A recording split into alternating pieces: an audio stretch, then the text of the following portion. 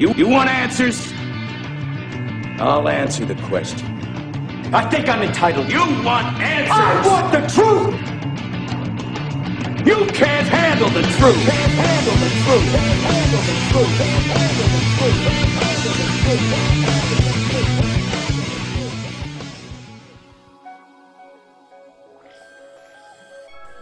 truth! Welcome to Tech for Truth, Episode 3, with me, Mark Vincent, the Certified Slot Technician.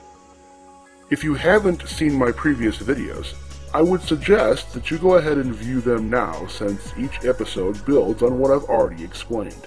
In my last episode, we learned that every spin of a slot machine is random, but the casino can control how much money a slot machine returns to the players over time by using the virtual reels and the pay table. This is called the payback, and it's expressed in the form of a percentage.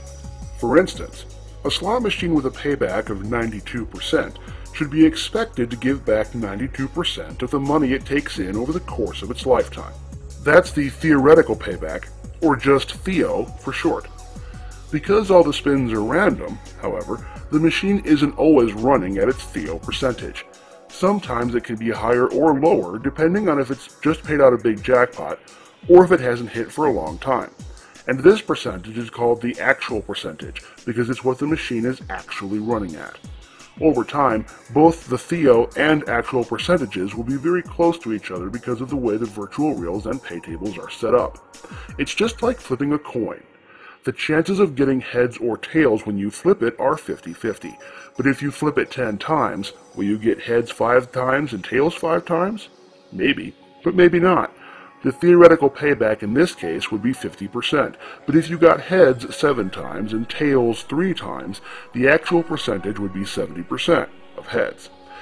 Your chance of getting heads or tails on the next flip, however, will always be the theoretical chances, or 50%.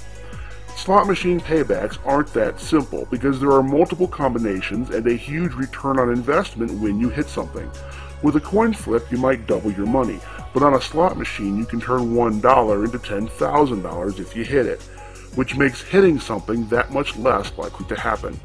Someone will, though, and eventually all the money won and lost will end up being around the theoretical payback of the machine. You may have heard the term hold instead of payback. Hold is simply the opposite of payback. If a machine has a 92% payback, then it has an 8% hold. The higher the payback and lower the hold of the machine, the more likely you'll win when you play. Typically in US casinos, paybacks range from about 80% on the low end to 99% on the high end. Generally, the higher the denomination, or value of 1 credit, the higher the payback. This means that quarter slots usually have a higher payback than nickel slots, and dollar slots have higher payback than quarters. This isn't always the case, but in general, it does hold true. In my experience, this upward climb of payback percentage tops out at around the $5 machines, meaning that the greatest jumps are between nickel and quarter, quarter and dollar and $5. After that, payback doesn't go up much, if at all. This means that a $100 machine may not have a much better payback than a $5 machine, while that $5 machine will have an incredibly higher payback percentage than a quarter machine of the same type. Here are some rough estimates of what percentages go along with denominations. Remember that these are generalized, and each casino has its own strategy and rules about how to set up machines. So we know that a 90% payback means the machine will pay back about 90% to players over the course of its life. Here's what a 90% payback doesn't mean. It doesn't mean that 90% of the people who play will win. The 90% isn't talking about spins. It's talking about cold, hard cash. If 99 people each put $1 in the machine, and the 100th person walks up, puts in $1, and wins $90, the machine has a 90% payback. 90% of all the money put into the machine, in this case $90, was paid back eventually. It doesn't mean that you'll get back 90% of what you put in.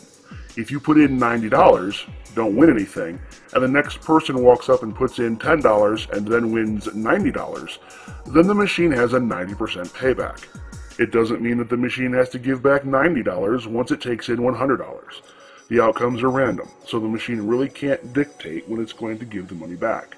The real bottom line, as I'm sure you figured out by now, is that a higher payback machine is better, and those are the machines you want to play.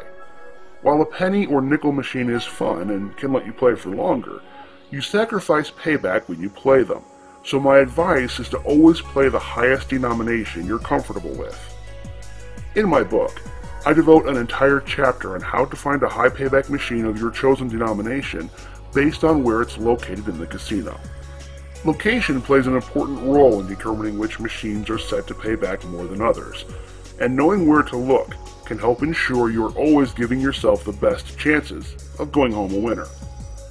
In my next video, I'll talk to you about the different types of machines and how to play each one so you can make sure you're not making betting mistakes that destroy your chances of winning more.